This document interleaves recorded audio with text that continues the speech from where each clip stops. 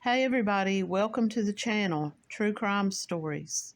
If you're new to the channel, please hit that like button and subscribe so you can hear more. Thanks for stopping by.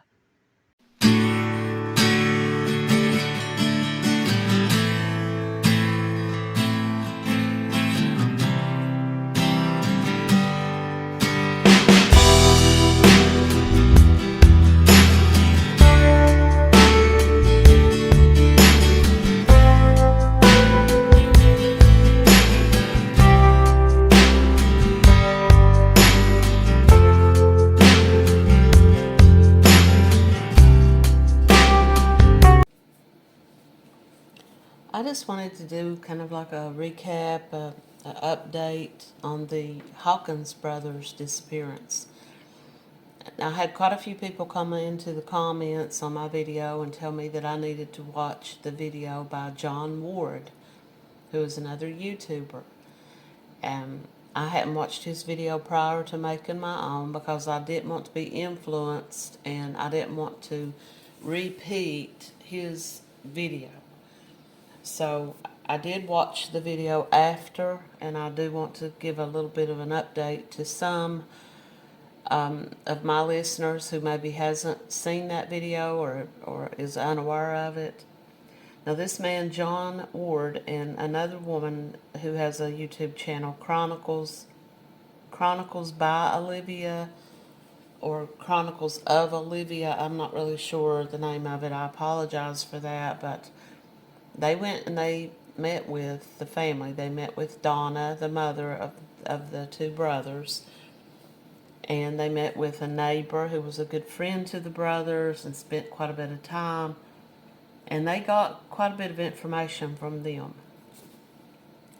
So I'm just going to kind of give a mental recap as I'm remembering back on it. I'm not repeating their video word for word or anything. I'm just giving a little update of what they covered.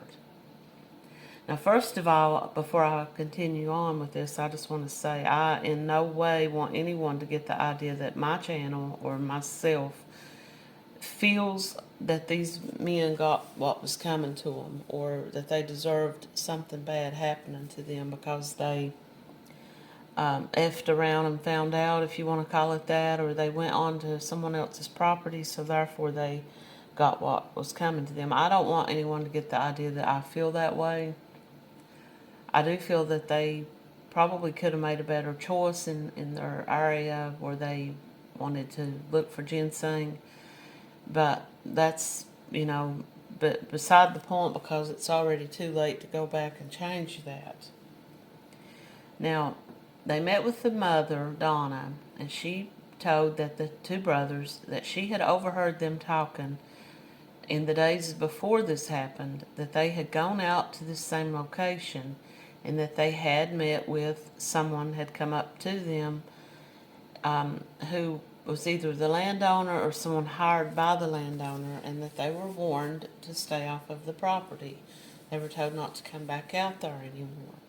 But the boys decided that they were going to go back out there again anyway. So that morning, their mother says that they left the house as they normally did. Now, here's another thing I will mention on real quick. The mother admits this, and everyone in the community who knew them knew this about them, that they were both drug addicts and that they would go daily to get their medication, as they called it, their medicine.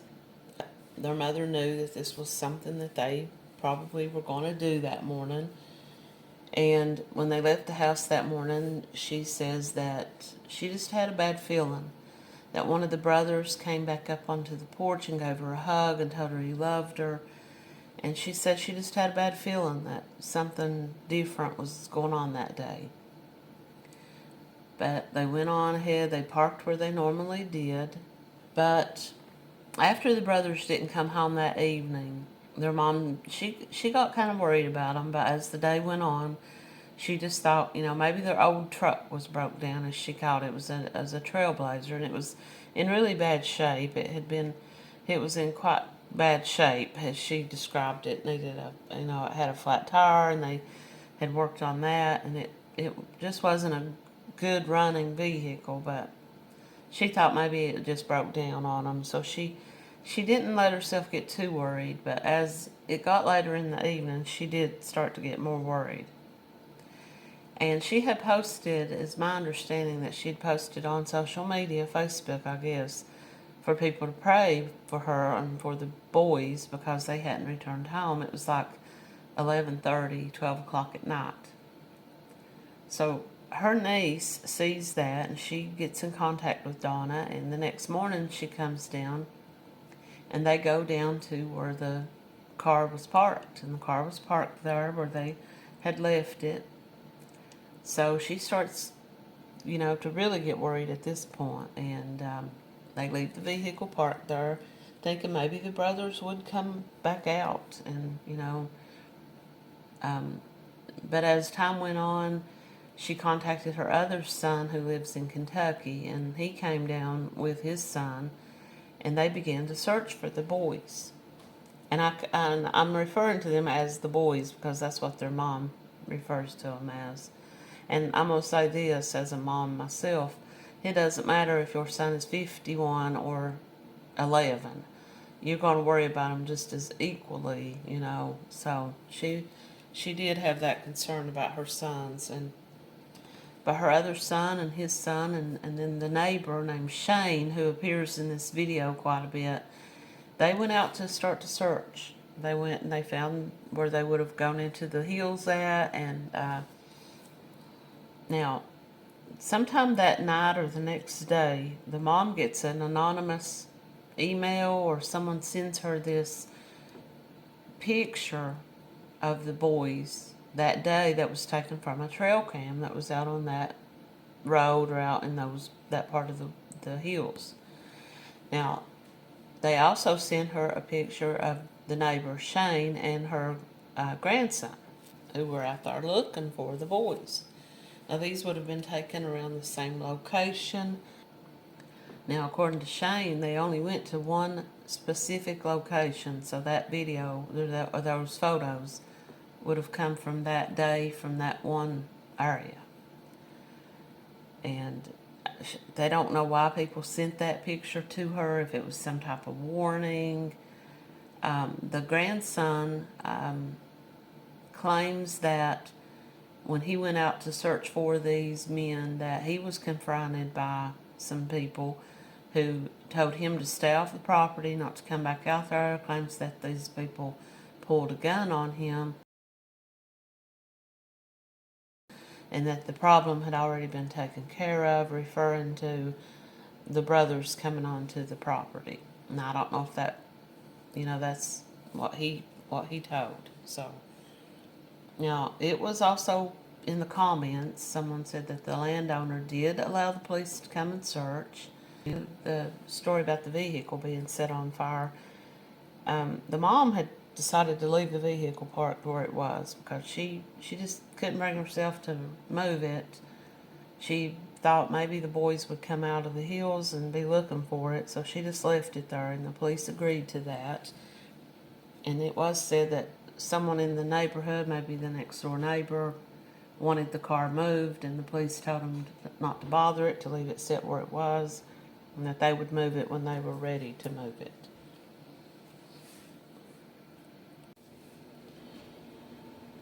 Now, the car being set on fire didn't happen until a couple of months later, right around Halloween. And it might have been perceived as a trick-or-treat prank, just, Halloween night prank.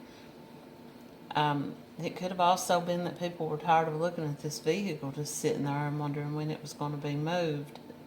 The damage to the vehicle, now the mother has the vehicle now, and the damage was pretty minimal. It was like someone in the comments suggested that it looked like someone had thrown some type of fire inside, but the windows were up, so they must have opened the door and threw this inside and then shut the door. It burned through what looked like mostly the driver's side seat and the console. It didn't do a whole lot of really bad damage to the inside of the vehicle. The back seats and everything looked like they were pretty well intact.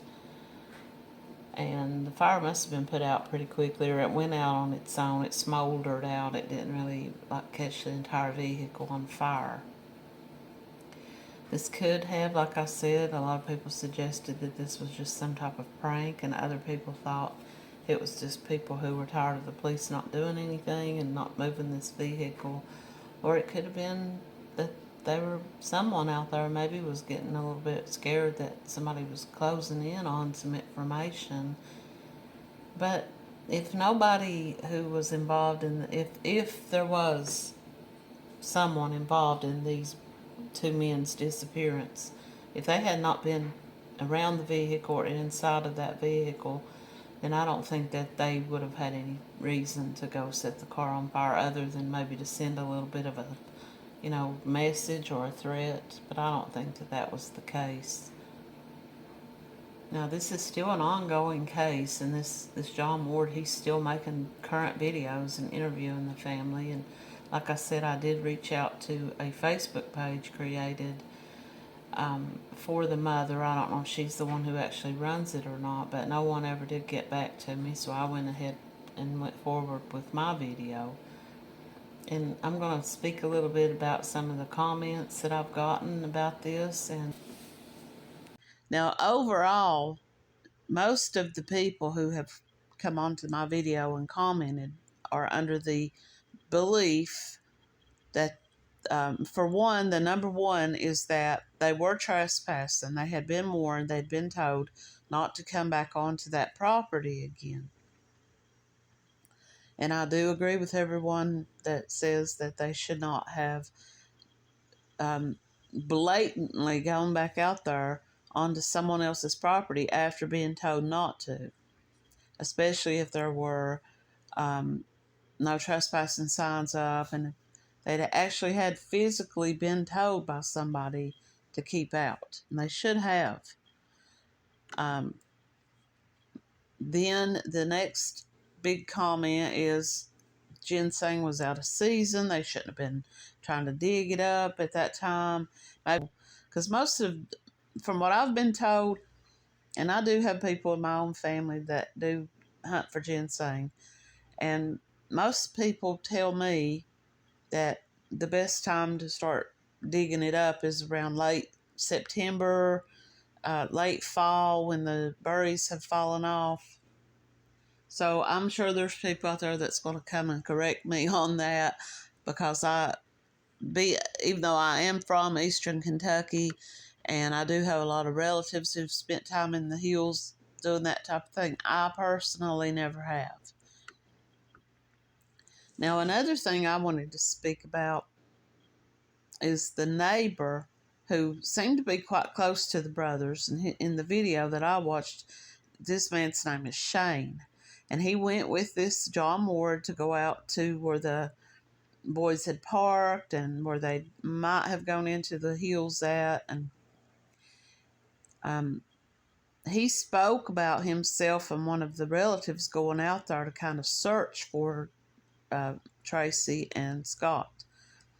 Now, he says that the nephew of these two men went out to search for them, and he told his grandmother, he told everyone that he was confronted by someone with a gun who warned him to stay off of the property.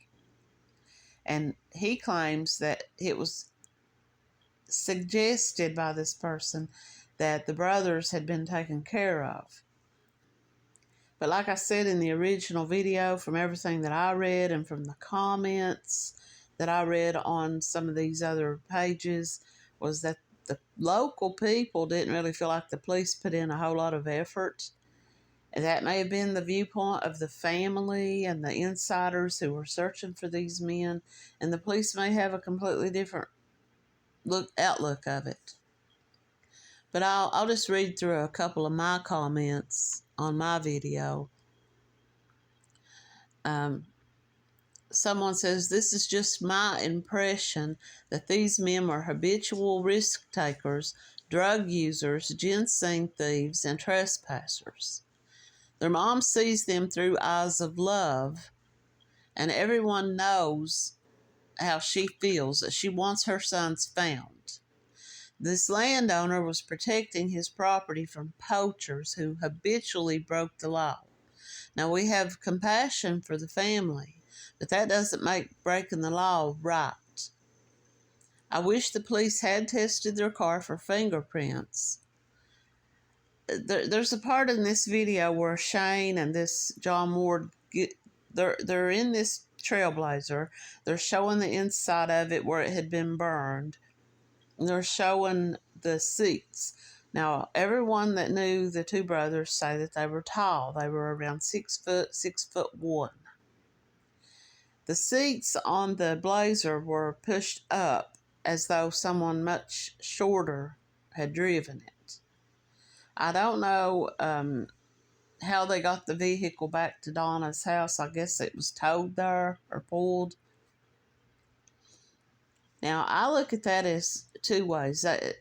They may be trying to say that someone else had driven the car, or could it be that the same person who set fire to the car, if the doors were not locked, so that this person could open this door up and throw this fire bomb or whatever it was, that they threw inside of there to try to set this vehicle on fire or light this fire, whatever it was that they did. Could it be that they moved the seats up and down? Maybe they were looking for money. Maybe they were looking for drugs. Maybe they were just looking if there was anything inside the car worth taking. I don't know, but that's just a thought that I had. Okay, so this person says the Hawkins brothers' vehicle was burned on Halloween a few months later. The police left the vehicle where it was due to the mom's request. Now, they tagged the vehicle as being involved in a possible crime or just a missing persons. And it was said in the other video that some of the local people there was asking that the vehicle be moved. And the police said, no, we're going to leave it sit right there, because they might have been thinking that maybe it was involved in some type of crime. And maybe they just didn't want to disturb any evidence that might be there. Someone else says, if the signs say no trespassing, hunting, or fishing, then stay the hell off of that property. It's that simple. Now, someone else says, I have to say I believe that they went there for reasons other than what they told what the family believed. So this person says they believe that they told their mom, we're going out there to get some ginseng. But maybe they weren't, because in the video, I hate to keep referencing this other man's work, but I did learn quite a bit more about this story after I did watch that. He talks about the brothers' drug use and the habit that they had every day of going and getting their medicine, as they called it. A lot of people believe that this possibly had nothing whatsoever to do with ginseng. Could this be the real reason that they disappeared? And it had nothing to do with them just simply trying to dig some ginseng. This is the person that comments to me and said, you should watch the John Ward video. Even the family admits that they were active addicts. The property owner did allow authorities to search the property, and once they were finished, he didn't allow any volunteers to come and search the property. So it's not like he said, everybody just stay off my property. He let the police come and search. But he didn't want just any random people trespassing and trampling across his land and his property. I never met any of the Hawkins family, but I can assure you that if they ever owned any property that had ginseng growing on it, they would not have allowed anyone to come onto their property either. And I know that this is true.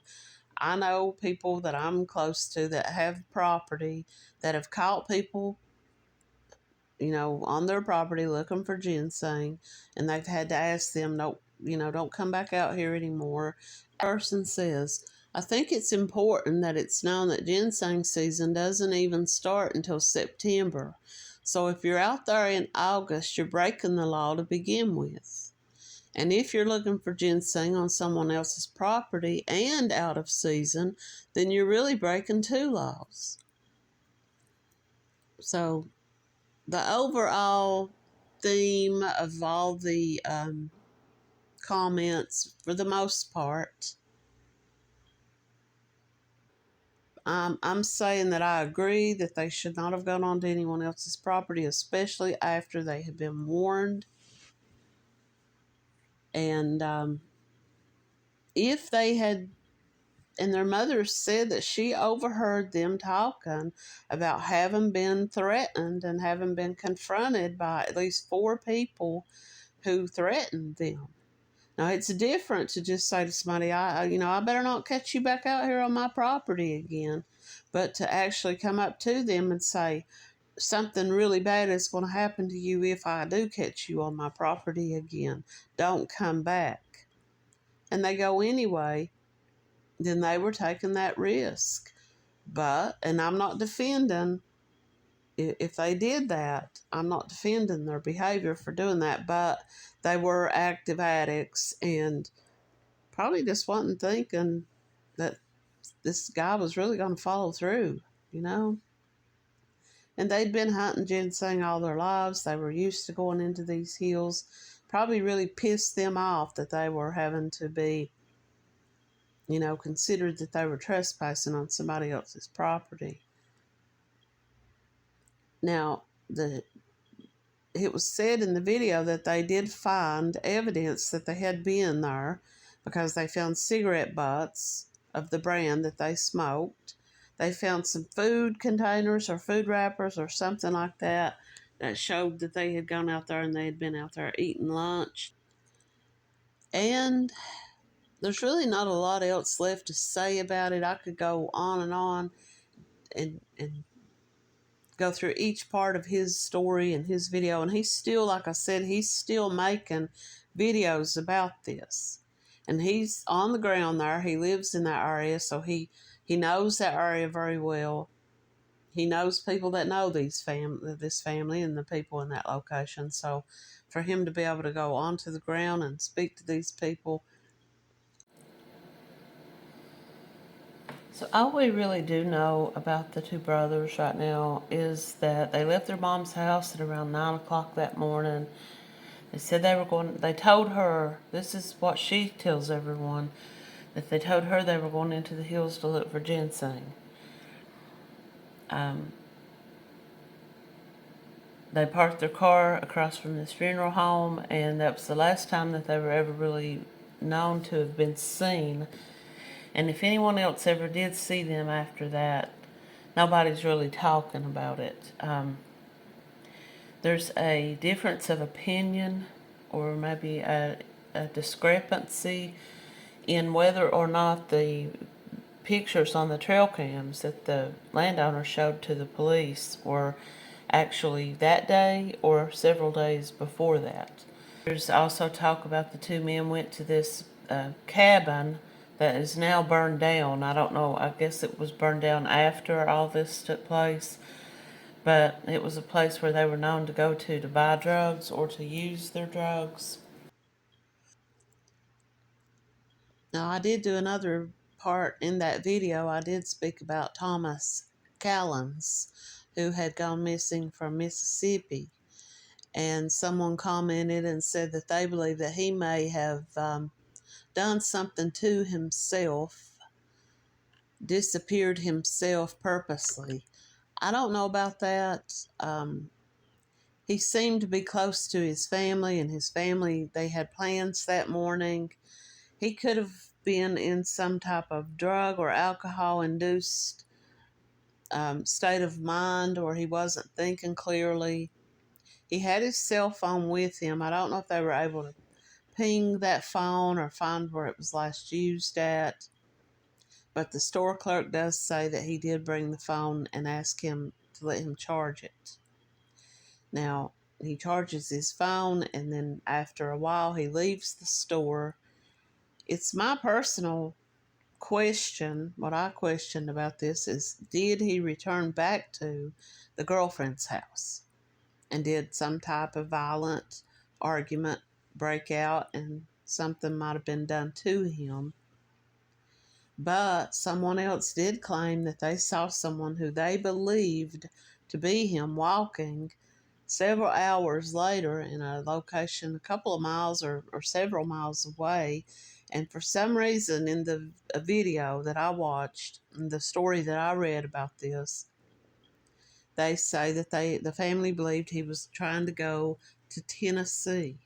Now, I don't know if he had family there, friends, if his family owned the property there, or I don't know, but he's never been seen and they have no idea what happened to him. So I wanted to speak about him as well. And also, I wanted to talk about this man's case real quick. This is a man who went missing in Tennessee as well. A Dyer County, Tennessee disappearance that started with a bad wreck. Isaac Marshall Bell was discovered to be missing August the 25th, 2023. Now, his van had wrecked near an intersection of Tatumville Road. This is in Dyer County, Tennessee. His disappearance had very few clues, and there was very little coverage of it. There was, this all happened in 2023, August of 2023. He wasn't added to name us until just this month, July of 2025. He is missing person 148044. He is a white male. He was last seen in Dyersburg, Tennessee, August 25th of 2023. He was 47 years old. It says here that he was involved in a car accident on Tatumville Road, and it was unknown what time that this had happened. The airbags deployed. The windows and the sunroof were open, and it says the vehicle went airborne, but it landed against a tree, upright against a tree. Now, he left the scene, but it's unknown if he left on foot or if someone picked him up and gave him a ride. The keys to the van and his cell phone were still inside of the van. Is it possible that he was so disoriented and injured from this wreck that he started to try to walk, in some direction to look for help, and something happened to him? He's described as being bald with hazel eyes. It just says if anyone has any information, they can contact the Dyer County Sheriff's Office at 731-285-2802. Now, it says he was in contact with his family the night before the wreck. According to a comment on this story, the only sign that was ever found of him was a t-shirt that was believed to be the one that he was wearing the night he disappeared. And this shirt was found near the accident. But how far did he make it from this van? Was this a heavily wooded area? Was there water nearby that he might have fallen into? This person says that they've known this man for years, and it is heartbreaking to them that there was so little coverage and so little effort. Now, this person answers the question that I just asked, that there was a pond nearby. They say that it was close to the bottoms, and there was a pond there, and it's possible that he fell into this pond. Someone else says this comment: another person missing in Dyer County. There's something seriously going on there. You hear about people going missing all the time. There's very little about that. There's very little coverage about it. And I'll just wrap this video up by saying if there are any more updates any new information comes out, if any remains or anything is ever found of the Hawkins brothers, or any charges are ever filed against anybody, I will come back and do yet another update. But as of right now, I'm just going to finish this up and move on. I've got several other stories that I'm working on, and I hope that you all will come back and watch those as well. Thanks for watching.